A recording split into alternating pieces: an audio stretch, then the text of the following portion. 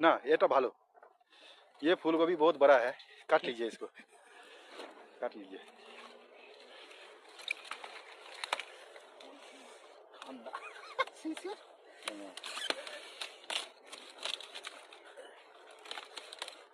प्रधान भाई सीम निकलेगा क्या?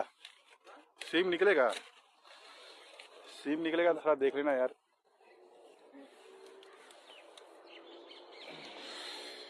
और फूल गोभी अच्छे निकालना है क्या कुछ?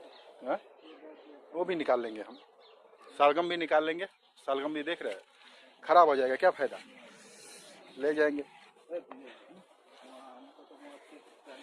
वो तो मेरा नहीं हाल देखते हो, जैसे गीला में पानी में गिर रहा आंधी में हमारा। वो वाला दे दे तो। हाँ ये दे दीजिए, ये ब्रोकली खराब हो रहा है, ये दे दीजिए। इसमें रखो।